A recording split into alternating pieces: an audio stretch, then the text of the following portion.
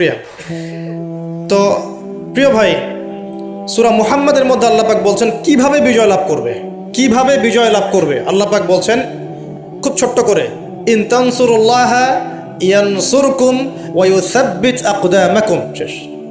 আল্লাহ বলছেন তোমরা সবাই, মানে উম্মতে মুহাম্মাদি, তোমরা যদি আল্লাহকে সাহায্য করো, আল্লাহ তোমাদেরকে সাহায্য করবে। শুধু তাই না, ওয়া ইউসাব্বিত আকদামাকুম, তোমাদের পা পদযুগলকে আল্লাহ পাক দৃঢ় করে রাখবেন, পিছলে যাবে না ইনশাআল্লাহ। আরও বলছেন আল্লাহ পাক, ওয়া ইন তাতাওয়াল্লাউ, যদি আমাকে সাহায্য না করে, দিনকে সাহায্য না করে তোমরা পৃষ্ঠপ্রদর্শন করো। পৃষ্ঠপ্রদর্শন বুঝি তো, মানে দিনের পরোয়া না করে তোমরা তোমাদের মতো চলো, দিনের প্রতি কোনো মায়া মহব্বত নাই, দিন প্রতিষ্ঠার কোনো ফিকির নাই। আল্লাহ বলছেন ওয়া ইন তাতাওয়াল্লাউ, তোমরা যদি মুখ ফিরিয়ে নাও, ইয়াস্তাবদিল কওমান গায়রাকুম, আল্লাহ পাক অন্য কওমকে হেদায়েত দিয়ে তোমাদের জায়গায় নিয়ে আসবেন। সুম্মা লা ইয়াকুনু আমসালাকুম, এরা তোমাদের মতো অপদার্থ হবে না। কে বলেছেন? আল্লাহ পাক। তাহলে আমাদের দায়িত্ব পেয়ে গেলাম। এক নাম্বার কাজ হচ্ছে, এই দুনিয়াতে এসেছি আল্লাহ পাকের ইবাদত করার জন্য, শেষ। এখন ইবাদত বলতে শুধু নামাজ রোজা হজ জাকাতি নয়, বরং জীবনের প্রতিটা কাজই কি ইবাদত, যদি সেই কাজটা নবী সাল্লাল্লাহু আলাইহি ওয়াসাল্লামের সুন্নত মতো হয়। বলেন সুবহানাল্লাহ। প্রতিটা কাজ, প্রতিটা কাজ। এই যে এমনকি স্ত্রী সহবাস করাও, স্ত্রী সহবাস মানুষ কেন করে? এটা আমাদের প্রবৃত্তির চাওয়া, এটা প্রবৃত্তি দমন করার জন্য হালাল পথ প্রয়োজন, হারামে গেলে গুনাহ হয়ে যাবে। এই জন্য হালাল পথে গিয়ে স্ত্রী সহবাস মানুষ করে, এর মধ্য দিয়ে বংশবৃদ্ধি হয়। এই কাজটা তো আমরা আমাদের স্বার্থে করি। ইস্তেঞ্জা, পেশাব পায়খানা আমরা কার স্বার্থে করি? আমাদের স্বার্থে না অন্য কারোর স্বার্থে? খাওয়া দাওয়া কার জন্য খাই? নিজের জন্য না অন্যের জন্য? ঘুমাই কার স্বার্থে? আমার ভালোর জন্য না অন্যের ভালোর জন্য?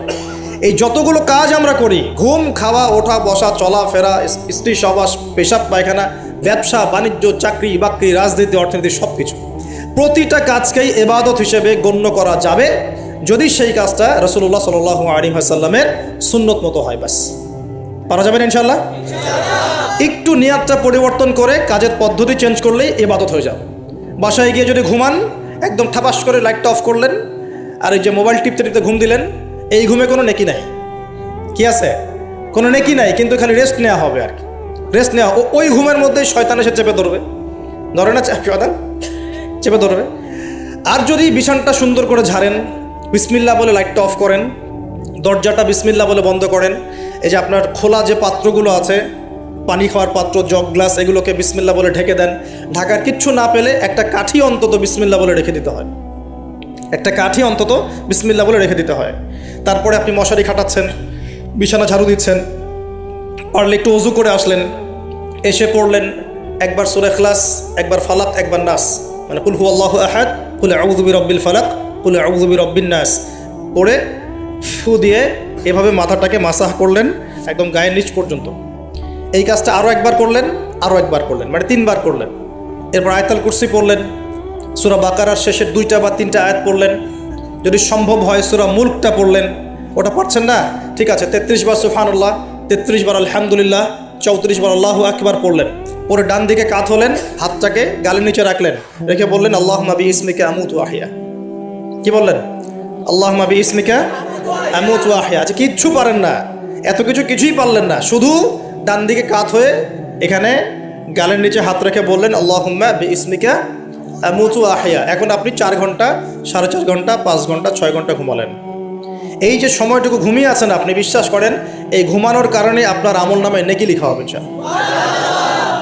ঠিক এভাবেই জীবনের প্রত্যেকটা কাজকে ইবাদতে পরিণত করা সম্ভব যদি আমরা একটা সূত্র মেনে চলি। সূত্র হচ্ছে 2টা। কয়টা? 2টা। 1, সেই কাজটা হবে আল্লাহর সন্তুষ্টির জন্যে। কার জন্যে? আল্লাহর সন্তুষ্টির জন্যে। আর 2, সেই কাজটা হতে হবে আমাদের প্রিয় নবী মুহাম্মদুর রাসূলুল্লাহ সাল্লাল্লাহু আলাইহি ওয়াসাল্লামের তরিকা বা সুন্নত মোতাবেক। ব্যাস, শেষ। এভাবে আপনি জীবনের যে কোনো কাজ ইবাদত বানাতে পারেন। ইবাদত। ঘুম থেকে উঠেছেন, ইস্তেঞ্জা করতে যাবেন, বাথরুমে ঢুকলেন, গান গাওয়া শুরু করলেন, সাদা সাদা কালা কালা, হ্যাঁ, গান গায় মানুষ এখন বাথরুমে। মাঝে মাঝে আমরা সফর করি, একটা বাথরুমে ঢুকে দেখি পাশের বাথরুম থেকে গান আসছে। এরকম হয়নি কখনো? ফেস করেন নাই? আচ্ছা, তো কোনো নেকি নাই? নেকি আছে? উল্টা শয়তান ধরবে ওখানে। কি ধরবে? জিন শয়তান ধরবে, কারণ জিন শয়তান ওখানে থাকে। কিন্তু দুষ্ট জিন কোথায় থাকে? বাথরুমে থাকে। এই যে আমরা বলি আল্লাহুম্মা ইন্নী আউযু বিকা মিনাল খুবসি ওয়াল খাবাইস, এটা কিন্তু দুষ্ট জিন এবং মহিলা জিন বোঝায় আর কি। ঠিক আছে, একটা পুরুষবাচক একটা স্ত্রীবাচক।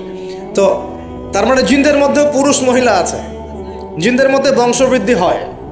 ঠিক আছে, ইবলিস সম্পর্কে সূরা কাহাফে আল্লাহ পাক বলেছেন কানা মিনাল জিন, সে ছিল জিনদের একজন। ফাসাকা আন আমরি রব্বি, সে তার রবের আদেশ লঙ্ঘন করে ফাসাকি করেছিল। ঠিক আছে, তো ওদের মধ্যেও বংশবৃদ্ধি হয়। এখন বাথরুমে গিয়ে যদি এগুলো না করে বাম পা দিয়ে ঢোকেন, ঢোকার সময় বলেন বিসমিল্লাহ আল্লাহুম্মা ইন্নী আউযু বিকা মিনাল খুবসি ওয়াল খাবাইস, বসলেন, এবং বাম পায়ে এই যে পায়ে আমি ব্যথা বলছি, যে বাম পায়ে ভর দিয়ে বসতে হয়। কোন পায়ে? আচ্ছা, এখন ইংলিশ টয়লেটের মধ্যে এখন বসেন বাম পায়ে ভর দিয়ে, কেমন করে বসবেন বলেন? আমি বলি, কিছু মনে করেন না, আমি বলি কি, আমরা প্রত্যেক দিন নামাজে বলি, সবাই বলি, ইমাম মুক্তাদি সবাই বলি গায়রিল মাগদুবি আলাইহিম ওয়ালাদ-দাল্লিন। মনে আছে? এখানে নবীজিকে প্রশ্ন করা হচ্ছে, ইয়া রাসূলুল্লাহ, মাগদুব কারা, দল্লিন কারা? আমরা যে বলি নামাজে আল্লাহ আমাকে মাগদুবের পথ থেকে বাঁচাও, দল্লিনের পথ থেকে বাঁচাও, ইহদিনাস সিরাতাল মুস্তাকিম, সরল পথ দেখাও। তো ইয়া রাসূলুল্লাহ সাল্লাল্লাহু আলাইহি ওয়াসাল্লাম, এই মাগদুব কারা আর দল্লিন কারা? নবীজি বলছেন, এক বাক্যে বলছেন, শোনো, আল মাগদুব হচ্ছে হুমুল ইহুদি, তারা হচ্ছে ইহুদি জাতি। কারা? ইহুদিরা কোথায় আছে এখন? হ্যাঁ, নামটা মনে থাকবে তো? আচ্ছা, ও কিন্তু এখন শক্তিশালী, আর ওরাই কিন্তু দাজ্জালকে অনুসরণ করবে, এটা মাথায় রাখেন। আচ্ছা, আর অনেকদিন বলছি দাজ্জাল বিশ্ব শাসন করবে, মানে কি, বিশ্বের প্রত্যেকটা ডিপার্টমেন্ট শাসন করবে, বিশ্বের প্রত্যেকটা department, politics, economics, finance, world affairs, আপনার মিডিয়া, প্রযুক্তি এবং অস্ত্রশস্ত্র, সব কিছু ওর নখদর্পণে থাকবে, সব কিছু। না হলে সে বিশ্ব শাসন করতে পারবে না, সম্ভব না। কেউ যদি বিশ্বের অর্থনীতি নিয়ন্ত্রণ করতে না পারে, সে কি বিশ্ব শাসন করতে পারবে? এই যে শ্রীলঙ্কা কি বিশ্ব শাসন করতে পারবে? পাকিস্তান পারবে? পাকিস্তান কয়দিন পর দেউলিয়া হয়ে যাবে। পাকিস্তান কয়দিন পর কি হবে? দেউলিয়া হয়ে যাবে। হ্যাঁ, আর ওদেরকে দেখে যদি আমরা শিক্ষা না নেই, তাহলে আমাদের কপালেও খারাপই আছে। ওইটা বললাম, ওদেরকে দেখে যদি আমরা শিক্ষা না নেই, তাহলে আমাদের খরিও তো খারাপ আছে। আল্লাহ হেফাজত করুন, বলে আমিন। তো যেটা বলছিলাম, বিশ্ব শাসন করতে হলে বিশ্বের সব ডিপার্টমেন্ট শাসন করতে হবে, কি হবে না? হবে। এখন আমরা সূরা ফাতিহায় পড়ি গায়রিল মাগদুবি আলাইহিম, আল্লাহ তুমি আমাদেরকে ইহুদিদের পথ থেকে বাঁচাও, ওয়ালাদ-দাল্লিন, দল্লিন মানে নবীজি বলছেন হুমুন নাসারা, তারা হলো ওই নাসারা বা খ্রিস্টান জাতি যারা বলে যে আল্লাহর সন্তান আছে। বলেন নাউজুবিল্লাহ। আল্লাহ পাকের সন্তান আছে? আমরা কি বলি? লাম ইয়ালিদ, তিনি কাউকে জন্ম দেননি, কারো কাছ থেকে জন্ম। কিন্তু এই যে 200-300 কোটি খ্রিস্টান বলছে যে আল্লাহর সন্তান আছে, নাউজুবিল্লাহ। এই জন্য ওরা দল্লিন, পথভ্রষ্ট। দল্লিন মানে কি? পথভ্রষ্ট। তো নবীজি স্পষ্ট বলছেন যে গায়রিল মাগদুবি আলাইহিম ওয়ালাদ-দাল্লিন, এখানে মাগদুব আর দল্লিন মানে হচ্ছে, মাগদুব হলো ইহুদিরা গজবপ্রাপ্ত, আর দল্লিন হচ্ছে নাসারা বা খ্রিস্টান জাতি। এখন আপনার সাথে আমার কথা, আপনাদের সাথে আমার কথা, আমাদের পলিটিক্স থেকে শুরু করে বাথরুমের কমোড পর্যন্ত, ঠিক আছে, আইন কানুন থেকে শুরু করে আমাদের চেহারা সুরত পর্যন্ত, আমাদের পোশাক পরিচ্ছদ থেকে শুরু করে অর্থনীতি, পরিবার, সব কিছু, এই সব কিছু ওই দুই জাতির অনুসরণে গড়ে উঠেছে। এটাই সবচেয়ে বড় আফসোসের কথা আমাদের, সবচেয়ে বড় আফসোস। বাথরুমটাও নিজের মতো করতে পারলাম না। ঠিক আছে, এই যে দেখবেন কমোডে কি বাম পায়ে ভর দিয়ে বসা যাবে? আচ্ছা, ওইখানে কাপড় কি পবিত্র রাখা যাবে? কিভাবে ইউজ করে আমি এখনো বুঝি না, কেমন করে ইউজ করে। ঠিক আছে, আরো নতুন পদ্ধতি আসছে, এটা শুনলে আরো হাসবেন। বিভিন্ন জায়গায় যাওয়া হয়, আলহামদুলিল্লাহ। আল্লাহ বলেছেন সিরু ফিল আরদ, জমিনে বিচরণ করো। আল্লাহ বলেছেন কোরআনে সিরু ফিল আরদ, তোমরা জমিনে ঘুরে দেখো। ফানজুর কাইফা কানা আকিবাতুল মুকাজ্জিবিন, দেখো যে আল্লাহকে যারা মিথ্যা প্রতিপন্ন করেছে, আল্লাহর সাথে সীমা লঙ্ঘন করছে, ওদের কি পরিণত হয়েছে। দেখলাম যে এখন ইংলিশ টয়লেটও গায়ে এখন দিয়ে রাখছে কিছু কিছু বাটি। কি দিয়ে রাখছে? ছোট ছোট টুকরা দিয়ে আছে প্লাস্টিকের এবং হ্যাঁ সিরামিক্সের মনে হয়। তো ওইখানে দাঁড়ায় দাঁড়াই করতে হবে, 1 নাম্বার করলে দাঁড়ায় দাঁড়াই করতে হবে, এবং সবগুলো একই মাপের দেয়া আছে। এখন যদি ব্যক্তির কারো হাইট হয় 6 ফিট, কারো 5 ফিট, কারো 4 ফিট, কারো 2 ফিট, 3 ফিট, এই পার্থক্য কীভাবে সে মেকআপ করবে আল্লাহ ভালো জানে। এটা কেমন করে ম্যাচ করবে আল্লাহ ভালো জানে। কাউকে টুলের উপর দাঁড়াই করতে হবে, কাউকে একটু নিচু হয়ে করতে হবে, মানে মাপ তো একই। আরও যে কী কী দেখতে হবে আল্লাহ ভালো জানে। তো প্রিয় ভাইরা, বাথরুম করতে গিয়ে যদি নবীর সুন্নাহ মতো করেন, এখান থেকে কথাগুলো আসছে। যদি বাম পা দিয়ে ঢোকেন, বা পায়ে ভর দিয়ে বসেন, দেখবেন ইস্তেঞ্জা করেও শান্তি পাচ্ছেন। নবীর প্রতিটা সুন্নত বৈজ্ঞানিক, যে সুন্নত আপনি পালন করবেন আপনি বৈজ্ঞানিক উপকারিতাও পাবেন ইনশাআল্লাহ। এই যে একটু আগে এক ভাই বলছিল আপনি তো খানি না হুজুর, 1 চামচ কি 1.5 চামচ ভাত খাচ্ছেন, খানি না। তাই আমি বললাম যে আমি কম খাওয়া হুজুর, কারণ নবী সাল্লাল্লাহু আলাইহি ওয়াসাল্লাম কি শিখিয়েছেন? তিনি বলেছেন আমরা যা খাই না, তিনি নবী হওয়ার পরে মনে হয় সেটাও খেতে পারেন নাই। বিশ্বাস করছেন না? এরকম 3-3টা মাসের চাঁদ চলে যেত যে নবী সাল্লাল্লাহু আলাইহি ওয়াসাল্লামের বাসায় চুলাও জ্বলে নাই। আর আমাদের তো একবেলা যদি না খাই তাহলে আল্লাহর উপর কত শেকায়াত, কত অভিযোগ, তাই না ভাই? আচ্ছা, তারপরে তিনি বলছেন একজন ব্যক্তির এতটুকু খাওয়াই যথেষ্ট যে কোমর মেরুদণ্ড সোজা করতে পারে, আল্লাহর ইবাদত করতে পারে। আর যদি তোমাদের খেতেই হয় তাহলে পেটটাকে 3 ভাগ করে খাবে। কয় ভাগ?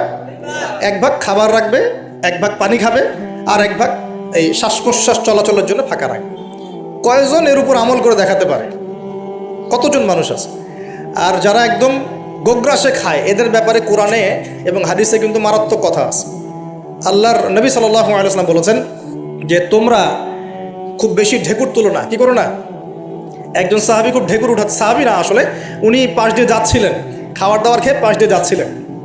তো নবীজি তার ঢেকুর তোলা দেখে বলছেন যে তোমরা বেশি ঢেকুর তুলবে না, কারণ দুনিয়াতে যে ব্যক্তি বেশি পেট পুড়ে খাবে কাল কিয়ামতের মাঠে সে সবচেয়ে বেশি ক্ষুধার্ত থাকবে। বলেন নাউজুবিল্লাহ। খাবেন আপনি, নিজের পেটটাকে 3 ভাগ করবেন, 1 ভাগ খাবার, 1 ভাগ কি পানি, আর 1 ভাগ শ্বাস প্রশ্বাসের জন্য ফাঁকা। আর এই ব্যাপারে একটা কথা বলে দেই, শেষ জামানায় কিন্তু খাবারগুলো সব করাপ্টেড হয়ে যাবে। কী হবে? খাবার ভেজাল হবে, ভেজাল। এটার দলিল সূরা কাহাফে আছে, আমি এটা ব্যাখ্যা করব না আজকে। সূরা কাহাফে আছে, আমি ব্যাখ্যা করব না, শুধু ইন্ডিকেশন দিচ্ছি। 309 বছর ঘুমিয়েছিলেন আসহাবুল কাহফ। কত বছর? 309 বছর ঘুম থেকে উঠেই তারা প্রথম যে অনুভবটা করেছেন সেটা হলো তারা ক্ষুধার্ত। তারা কি ক্ষুধার্ত? দেখেন 309 বছর পর যদি আপনি ঘুম থেকে ওঠেন আপনার কাছে এই দুনিয়াটা আজীব মনে হবে, হবে না? কিন্তু ওনারা ক্ষুধার্ত, পকেটে কিছু মুদ্রা ছিল, যেই মুদ্রাগুলোর মান 309 বছরও কমে যায় নাই। কমে গিয়েছে না? এখন আপনি আপনার মুদ্রা নিয়ে ঘুমান 300 বছর, দেখেন তারপর কি হয়। কি হবে? টাকা থাকবো না যাইবো গা? আচ্ছা, তারপরে শুনেন, এরপরে উঠেই তারা বলছে ফালিয়ানজুর আইয়ুহা আজকা তুআমা, এই মুদ্রাগুলো দিয়ে বাজারে কাউকে পাঠাও, তোমাদের 9 জন 10 জনের মধ্যে একজনকে বাজারে পাঠাও। ফালিয়ানজুর, সে যেন বাজারে গিয়ে দেখে আইয়ুহা আজকা তুআমা, কোন খাবারটা পবিত্র খাবার, ফ্রেশ খাবার। ঘুম থেকে উঠেও ফ্রেশ খাবারের দিকে তাদের নজর কেন?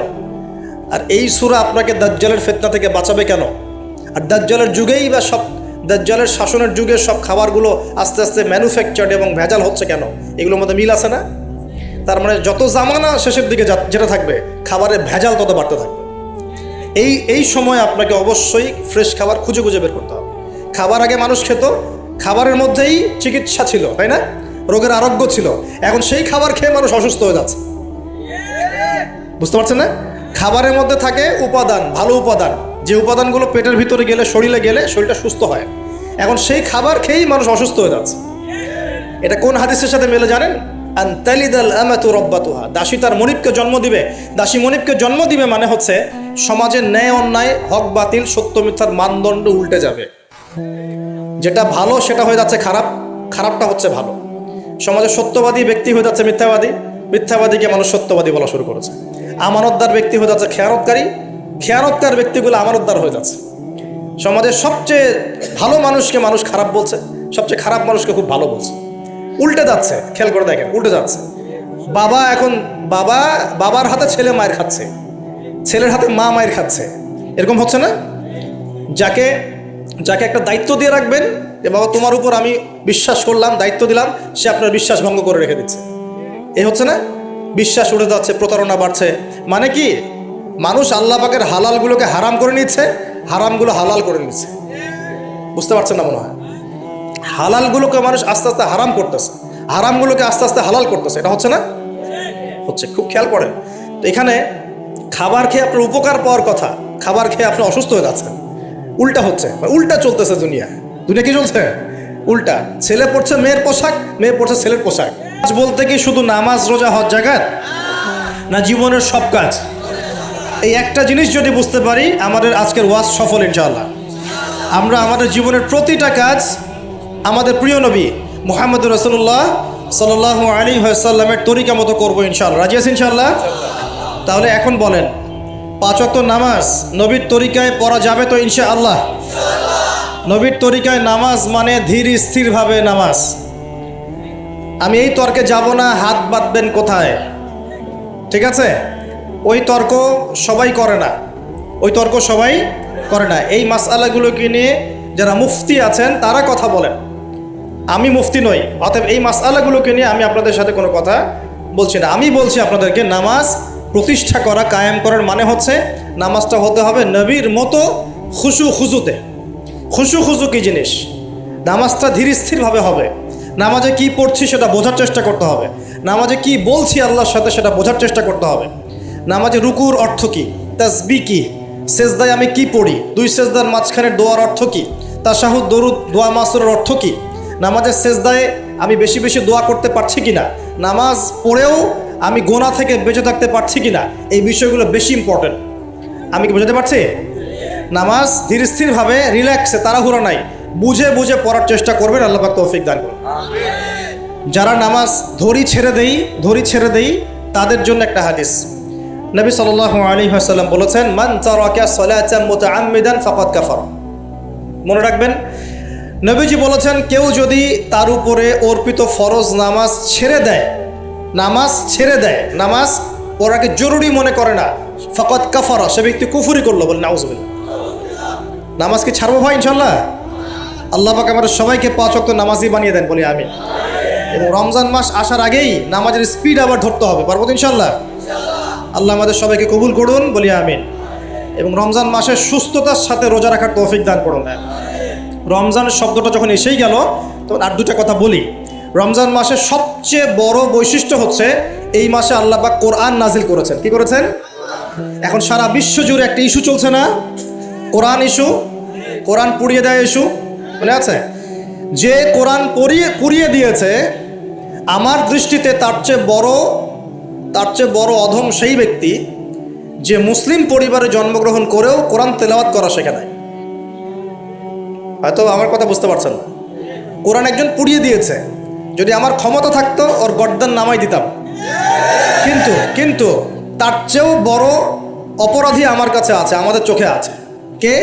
যে মুসলিম পরিবারে 20-30-40 বছর থেকে আছে, মুসলিম সমাজে, মুসলিম পরিবারে নামাজে যায়, ইমামদেরকে চেনে, আলেমদের সাথে সম্পর্ক আছে, এরপরেও সে কোরআন তেলাওয়াত করতে পারে না। এ বড় অপরাধী আমার কাছে। কে বড় অপরাধী? এটা লজ্জার না? একটা মুসলিম পরিবারের থেকে আমি কোরআন তেলাওয়াত করতে জানবো না, লজ্জার না? নাকি আপনারা সেই সব শায়েখ হতে যাচ্ছেন যে কোরআন তেলাওয়াতও করতে জানে না, বাহাসের জন্য ডাকে মানুষকে? দেখেন নাই এরকম আছে না? মনে হয় যেভাবে ইসলাম পালন করা যাবে? ইসলামের জ্ঞান অর্জনের প্রথম ধাপটাই হচ্ছে বিশুদ্ধ করে কোরআন তেলাওয়াত করা শিখা। প্রথম ধাপ কি? আগে বিশুদ্ধ করে কোরআন তেলাওয়াত করা শিখতে হবে। এরপরে আসবে কোরআন হিফসের ব্যাপার, আরবি ব্যাকরণ শেখার ব্যাপার, কোরআনের তাফসীর করার ব্যাপার, হাদিসের ইবারত পড়ার যোগ্যতা অর্জন করা। আস্তে আস্তে আকিদা পড়বে, উসুলের বই পড়বে, ফিকহের বই পড়বে, তারপর এই যে আপনার কুতুবে সিত্তা পড়ে শেষ করবে। তারপরে গিয়ে সে মাশাআল্লাহ একজন দাঈ, আলেম, মুফতি, এগুলো হচ্ছে আলহামদুলিল্লাহ। তো শুরুটা কোত্থেকে হচ্ছে? কোরআন বিশুদ্ধ করে তেলাওয়াত করা। এই শুরুটাই যদি আমাদের ঠিক না হয়, তাহলে কি কোরআন ঘরে রেখে খালি চুমু খেলে হবে? কোরআন কি খালি চুমু খাওয়ার জন্যে? কোরআন থেকে তাবিজ লেখার জন্যে? কোরআন বাবা মারা গেলে কোরআন তেলাওয়াত করবো এই জন্যে? 40-60 দিন কোরআন তেলাওয়াত করবো এই জন্যে? কেউ মারা গেল, ব্যাস আমরা কোরআন দিয়ে একটা মাহফিল করে দিলাম, ব্যাস সব হয়ে গেল? আস্তাগফিরুল্লাহ। আল্লাহ পাক আমাদের সবাইকে যেন কোরআন তেলাওয়াত শেখার তৌফিক দান করেন। একটা চ্যালেঞ্জ গ্রহণ করেন যে আমি নিজে কোরআন তেলাওয়াত করা শিখবো, আরও 10 জনকে শিখাবো ইনশাআল্লাহ। পারা যাবে না? যদি এই একজন প্রত্যেকে যদি নিজে শিখি, আর প্রত্যেকে যদি 10 জন করে শিখাতে পারি, শোনেন, প্রত্যেকে যদি নিজে শিখি এবং নিজ নিজ পরিবার বা নিজের আমার আন্ডারে যারা আছে, মনে করেন আপনি একজন একটা গার্মেন্টসের মালিক, আপনার আন্ডারে অনেক মানুষ চাকরি করে না? নিজে নামাজ পড়লেন, নিজে কোরআন তেলাওয়াত করা শিখলেন। আপনি যদি তাদেরকে নৈশকালীন কোরআন শেখান, সবার নেকি আপনি পাচ্ছেন না? আপনার পরিবার আছে, পরিবারে আপনি নামাজ পড়েন, এখন আপনি কোরআন তেলাওয়াত করতে জানেন, এখন আপনার মা, বোন, স্ত্রী, সন্তানদেরকে আপনি শেখালেন, এই পুরো পরিবারটা কোরআনওয়ালা হলো না? একটা সমাজের দায়িত্বশীল আমি। হ্যাঁ, চেয়ারম্যান সাহেব মনে করেন বললেন যে আমি নামাজ পড়ি, আমি কোরআন তেলাওয়াত করতে জানি, আমি এলাকার সব মানুষকে কোরআন তেলাওয়াত করা শেখাবো ইনশাআল্লাহ। পারা যাবে না? এভাবে যদি সবাই দায়িত্ব নেই, আমার বিশ্বাস 10 বছরের মধ্যে বাংলাদেশের 16 কোটি মানুষকে কোরআন শেখানো যাবে ইনশাআল্লাহ। ওই দিন আর স্লোগান তুলতে হবে না যে আল কোরআনের আলো ঘরে ঘরে চালো, অটোমেটিকলি সবার ঘরে কোরআন জ্বলে যাবে ইনশাআল্লাহ। জ্বলবে না? এই কাজটা না করে খালি স্লোগান দিলে কাজ হবে? বলেন তো কাজ হবে? এই যে একটা আয়াতই বললাম, গায়রুল মাগদুবি আলাইহিম ওয়ালাদ-দাল্লিন, এখন তো বুঝলেন আয়াতের অর্থ কি? আল্লাহর রাসূল আমাদেরকে বলছেন তোমরা ইহুদিদের পথ অনুসরণ করো না, তোমরা নাসারাদের পথ অনুসরণ করো না। কিন্তু বাস্তবতা হচ্ছে আমার সব ক্ষেত্রেই ওদের আদর্শেই চলছে না? আপনার বিয়ে শাদী, বিয়ের আগের অনুষ্ঠান, গায়ে হলুদ, আপনার পরিবার, আপনি যে মিডিয়াগুলো দেখছেন সেই মিডিয়াগুলা, হ্যাঁ, আপনার পলিটিক্যাল সিস্টেম, সুদভিত্তিক অর্থনৈতিক সিস্টেম, তারপরে আপনার কি বলবো, দেহের পোশাক পরিচ্ছদ, লেবাস, পোশাক, চেহারা, সুরত, সব কিছু ওদের মতো না? আমি তো দেখালাম এমনকি বাথরুমের কমোড পর্যন্ত ওদের মতোই, তাই না? তো এখন এই একটা আয়াত বুঝলেই আপনি বুঝতে পারছেন যে আসলে সব তো উল্টা চলছে। এখন যদি পুরো কোরআনটা বুঝতে পারি, পুরো কোরআনের 6236টা আয়াতই বুঝতে পারি, তাহলে এই সমাজটা পরিবর্তন হতে সময় লাগবে? এই কারণেই তো কোরআন থেকে দূরে সরানোর জন্য এত পায়তারা চলছে। মানুষ চাচ্ছে, এক শ্রেণীর মানুষ চাচ্ছে বিশ্বের যে মুসলিমরা যেন কোরআন থেকে দূরে সরে যায়, কারণ তারা জানে যদি আমরা কোরআন থেকে দূরে সরে যাই আমাদেরকে শাসন করা সহজ হবে। ওই পশ্চিমারা আমাদেরকে শাসন সহজেই করতে পারবে। আর আমরা যদি কোরআনকে আঁকড়ে ধরি, ওদের বাপেরও ক্ষমতা নেই আমাদেরকে শাসন করে ইনশাআল্লাহ, বরং আমরা ওদেরকে শাসন করবো ইনশাআল্লাহ। আমরা করি নাই মনে করছেন? 1200 বছর করেছি। কত বছর? বিশ্বাস করছেন না? ইতিহাস পড়েন, নবী সাল্লাল্লাহু আলাইহি ওয়াসাল্লামের যুগ থেকে শুরু করে এই তো 1914 সাল পর্যন্ত আমরা সারা বিশ্ব শাসন করেছিলাম। মনে হচ্ছে গাল গল্প? এখন বিগত 70, 80, 100 বছরে আপনার কাছে মনে হচ্ছে যে শক্তি তো সব ওদের হাতে চলে গেছে, আমাদের হাতে নাই। ইনশাআল্লাহ তাআলা আবার ফিরে আসবে ইনশাআল্লাহ। তবে ওই যে বললাম এমনি আসবে মান্না সালোয়ার মতো, নাকি আমাদের কিছু দায়িত্ব আছে ভাই? এই যে প্রথম এক ভাই বলেছিল না কি করতে হবে, এখন শোনেন কি করতে হবে। 1 নাম্বার, আমাদের সবাইকে তওবা করে ফিরে আসতে হবে। কি করতে হবে? সূরা নূর পড়ছিলাম আসার সময়, আল্লাহ পাক বলেছেন তুবু ইলাল্লাহি জামিআন আইয়ুহাল মুমিনুন লাআল্লাকুম তুফলিহুন। তোমরা সবাই একসাথে, হে মুমিনগণ, তোমরা সবাই একসাথে আল্লাহর কাছে তওবা করো যাতে তোমরা সফল হতে পারো। আগে কি করতে হবে? আল্লাহকে বলতে হবে আল্লাহ আমরা ব্যক্তিগতভাবে, পারিবারিকভাবে, সামাজিকভাবে, রাষ্ট্রীয়ভাবে যত পাপ করেছি আল্লাহ সব মাফ করে দাও। আল্লাহ আমরা তোমাকে ভালোবাসি, তোমার নবীকে ভালোবাসি, তোমার কালামকে ভালোবাসি, আমরা জান্নাতে যেতে চাই, দুনিয়াতেও সফল হতে চাই, আল্লাহ তুমি আমাদেরকে মাফ করে দাও। এবং আগামী পুরো জিন্দেগি আল্লাহ তুমি আমাদেরকে 5 ওয়াক্ত নামাজি বানায় দাও, কোরআনওয়ালা বানায় দাও, সুন্নতওয়ালা বানায় দাও, আপসে মিল মহব্বত বানায় দাও, আমাদেরকে তোমার পক্ষ থেকে বেহিসাব রিজিক দান করো এবং এমনভাবে চলার তৌফিক দাও যাতে আমরা আবার বিশ্বের সেই শাসন ফিরে পাই ইনশাআল্লাহ। দোয়া করা যাবে না? 1 নাম্বার কাজ তওবা করে ফিরে আসা। 2 নাম্বার হচ্ছে বেশি বেশি জ্ঞান অর্জন করা। কি করা? জ্ঞান অর্জন ছাড়া কোনো লাভ নাই। একদিন মাহফিল শুনতে আসছেন, যদি মনে করেন যে বাস কাজ হয়ে গেছে, আসলে কিছুই হয় নাই, মন খারাপ করেন, আসলে কিছু হয়নি। এখন এখান থেকে আপনাকে ইন্সপিরেশন নিয়ে আগামী দিনে চলতে হবে। জ্ঞান অর্জন করতে হলে কি করবেন? খালি একটা ভিডিও দেখবেন, একটা খালি বিচ্ছিন্ন বই পড়বেন। এখনকার যুব সমাজের অন্যতম প্রবলেম হচ্ছে, যারা প্র্যাকটিসিং মুসলিম তাদের কথা বলছি, যে এদের পড়াশোনার কোনো কনস্ট্রাকটিভ সিলেবাস নাই, এরা বিক্ষিপ্তভাবে জ্ঞান অর্জন করে। এই আদনান ভাইয়ের একটা লেকচার শুনলাম, এই অমুক শাইখের একটা লেকচার শুনলাম, অমুক দায়ের একটা লেকচার শুনলাম, হ্যাঁ অমুকের একটা বই পড়লাম, তমুকের একটা বই পড়লাম, বিক্ষিপ্ত জ্ঞান। এই বিক্ষিপ্ত জ্ঞান আপনার মাথাটাকে এলোমেলো করে দিবে। আর অনলাইনে ঢুকলে দেখবেন এ ওর বিরুদ্ধে কথা বলছে, এ ওর বিরুদ্ধে, এ ওর পিছনে লেগে আছে, এর পিছনে লেগে আছে। এখানে ভালো যতটুকু পাবেন খারাপের চেয়ে বেশি পাবেন। এখানে এভাবে জ্ঞান অর্জন করা যাবে। কিভাবে? যেভাবে আমরা চেষ্টা করছি। হয়তো ওয়াজ মাহফিল এসে আমরা যতটুকু জানি এর 30, 40, 50% কথাও কিন্তু বলতে পারি না। যা জানি তার হয়তো 30, 40% আমরা বলতে পারি না বিভিন্ন কারণে। কিন্তু জ্ঞান অর্জনের পথটা কি হবে? এখানে মাদ্রাসা আছে, মসজিদ, মাদ্রাসা, কওমি ওলামায়ে কেরাম আছেন না? ওলামায়ে কেরামের পাগড়ি ধরে বসে থাকবেন। কি করবেন? ওলামায়ে কেরামের পাগড়ি ধরে বসে থাকবেন। শুরু করাবে তারা, দেখবেন আপনি যান, আপনাকে শুরু করাবে কোরআন তেলাওয়াত থেকে। আগে কোরআন তেলাওয়াত করা শিখবেন। সময় লাগুক 1 বছর, লাগুক, যাক 1 বছর লাগবে, আমি শিখবো, ব্যাস 1 নাম্বার। তারপরে ওটা যখন ভালো পারবেন, দেখবেন ওলামায়ে কেরাম আপনাকে বলবে যে এই সূরাগুলো মুখস্থ করো। আপনি নামাজের জন্য যে সূরাগুলো লাগে মুখস্থ করতে হবে না, নামাজের ফরজ ওয়াজিব এই সুন্নত মোস্তাহাব জানতে হবে না? এই মাসলাগুলো জানবেন, সূরা কালাম মুখস্থ করবেন, দোয়া কালাম মুখস্থ করবেন। তারপরে আপনি যদি আরও বেশি চান আপনি হিফজ করবেন। কোরআন কি করবেন? হিফজ মানে মুখস্থ করবেন। আমার তো মনে হয় আমরা যদি 1 বছর চেষ্টা করি আমরা সবাই কমপক্ষে 1 পারা হলেও মুখস্থ করতে পারবো না? ইনশাআল্লাহ, কোনো সমস্যা নেই। এরপরে আপনি যদি আরও বেশি চান তখন আরবি ভাষা এবং সাহিত্যের কিছু ব্যাকরণিক ক্লাসিক্যাল বই আছে, এই বইগুলো ধরে ধরে পড়তে হবে আলেমদের কাছে। খুব বেশি সময় লাগবে না। আপনি মনে করছেন যে অনেক সময় লাগবে, এত সময় লাগবে না। আপনার মেধা যদি শার্প হয়, এটা ডিফার করে, কারো মেধা খুব শার্প, কারো মেধা অল্প নিতে পারে। ইনশাআল্লাহ 2-3 বছর সময় দেন, ইনশাআল্লাহ দেখবেন আপনি আরবিক ক্লাসিক্যাল বইগুলো পড়ার যোগ্যতা অর্জন করেছেন। এরপর কি লাগবে? এরপর আসবেন আপনি হাদিসের বইগুলো পড়বেন, আস্তে আস্তে আপনি তাফসির অনুবাদগুলো কিনবেন। এখন তো হাদিসের বইগুলো বাংলায় অনুবাদ হয়ে গেছে, অনেক তাফসির বাজারে চলে আসছে। এই তাফসির পড়লে আপনি মুফাসসির হয়ে যাবেন, মুহাদ্দিস হয়ে যাবেন এটা বলছি না, কিন্তু অ্যাটলিস্ট আপনি কোরআন তো জানতে পারবেন।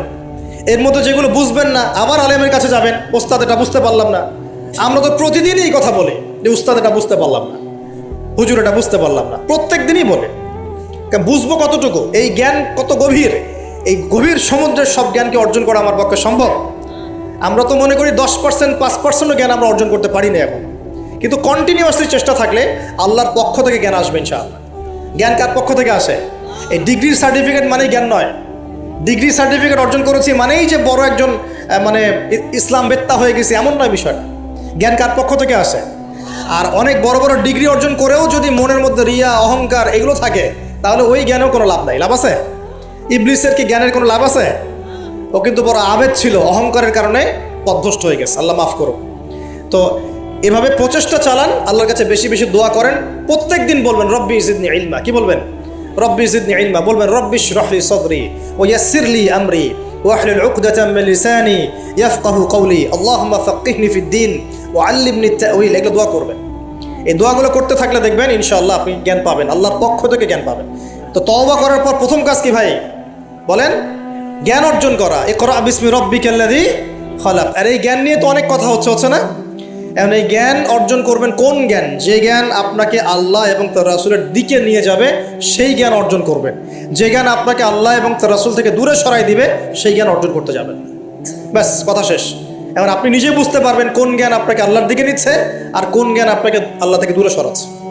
শুধুমাত্র ইসলামিক জ্ঞানই কি অর্জন করব না বৈষয়িক জ্ঞানও দরকার আছে? উত্তর অবশ্যই বৈষয়িক জ্ঞানও দরকার আছে, এটাই উত্তর। এই বৈষয়িক জেনারেল জ্ঞানগুলো অর্জন না করলে কোরআন সুন্নাহকে হাতে নিয়ে বিশ্বকে চ্যালেঞ্জ করা যাবে। বুঝতে পারছেন না কথা? কোরআন সুন্নাহর জ্ঞান থাকবে ভিতরে, আবার আপনার মধ্যে সমকালীন জ্ঞানগুলো থাকতে হবে। এরপরে দেখবেন ইনশাআল্লাহ আপনি ডিনামাইট। ইনশাআল্লাহ আপনি পলিটিক্স বুঝবেন, আপনি সোশ্যাল অ্যাফেয়ার্স বুঝবেন, আপনি পলিটিক্যাল অ্যাফেয়ার্স বুঝবেন, ওয়ার্ল্ড অ্যাফেয়ার্স বুঝবেন, ইকোনমিক সেকশন বুঝবেন, সবই বুঝবেন ইনশাআল্লাহ। তাহলে আপনি তখন জনশক্তি হবেন। কি হবেন? জনশক্তি। এর সাথে দরকার কারিগরি শিক্ষা। কি শিক্ষা? এই শিক্ষাটাও খুব দরকার। কারণ চাইনিজরা দেখেন না, কারিগরি শিক্ষার এবং কৃষি শিক্ষায় মানে দক্ষ হওয়ার ফলে তারা কৃষি জমি বাড়াতে পেরেছে, প্রবৃদ্ধির হার বাড়াতে পেরেছে, এবং কারিগরি শিক্ষা প্র্যাকটিক্যাল শিক্ষিত হয়ে ওরা সারা বিশ্বের ডিভাইস যন্ত্রগুলো তৈরি করছে এবং সারা বিশ্বের মার্কেট দখল করে বসে আছে। আপনার হাতে যে ফোনটা ওটাও দেখবেন তারই তৈরি করে। তাহলে এই শিক্ষাটা বেশি ইম্পর্টেন্ট, প্র্যাকটিক্যাল শিক্ষা। তো প্রথম কথা ভাই তওবা করে ফিরে আসতে হবে। দ্বিতীয় কথা হচ্ছে অবশ্যই সবাইকে কী করতে হবে ভাই? জ্ঞান অর্জন করতে হবে। জ্ঞান অর্জনের একটা সিলেবাস আছে, এটা বললাম। কোরআন শেখেন, আরবি শেখেন, হাদিস পড়া শেখেন, ওলামায়ে কেরামের সোহবতে থাকেন, ইনশাআল্লাহ তাআলা আল্লাহ আপনাকে জ্ঞান দিবেন ইনশাআল্লাহ। আর জ্ঞান আসা মাত্রই যে আমি সব কিছু বুঝে ফেলবো তা নয়। জ্ঞান অর্জন একটা ক্রমবর্ধমান সিলসিলা। দোলনা থেকে কবর পর্যন্ত শেখার কোনো শেষ আছে? আল্লাহ পাক আমাদের সবাইকে জ্ঞান অর্জন করা তৌফিক দান করুন। এরপর কি? ওই যে আল্লাহ পাক ইবাদত করতে পাঠিয়েছেন দুনিয়ায়, তাই যতটুকু জানবো ততটুকু আমল করবো ইনশাআল্লাহ। পারা যাবে তো ইনশাআল্লাহ? যা জানি আমল করবো ইনশাআল্লাহ। জেনেছি আজকে আমি যে সুবহানাল্লাহ পড়লে 100 বার সুবহানাল্লাহ পড়লে 1000 নেকি হয়, বাস আমল করা শুরু করবো ইনশাআল্লাহ। জেনেছি আজকে কোরআনের একটা হরফ পড়লে 10 নেকি হয়, কোরআন তেলাওয়াত করবো ইনশাআল্লাহ। এখনই জেনেছি সূরা কাহাফের প্রথম 10 আয়াত মুখস্থ করলে আল্লাহ দাজ্জাল থেকেও বাঁচাবেন, মুখস্থ করে ফেলুন ইনশাআল্লাহ। একটু আগে জানলাম ঘুমানোর আদব কি, আজকে আমল করবো ইনশাআল্লাহ। একটু আগে জানলাম ইস্তেঞ্জা করার আদব কি, আজকে আমল করবো ইনশাআল্লাহ। যা জানবো আমল করবো ইনশাআল্লাহ। পারা যাবে ইনশাআল্লাহ? এবং নিজে আমল করব, সবার আগে নিজের পরিবারে প্রতিষ্ঠা করব। আগে সমাজে দৌড় দিব না, আগে কোথায় দৌড় দিব? আগে পরিবারে। আমার পরিবারে যদি বেনামাজি থাকে আমার সন্তান সন্ততি, আর আমি নামাজের ওয়াজ করে বেড়াই, মানুষ শুনবে? আমার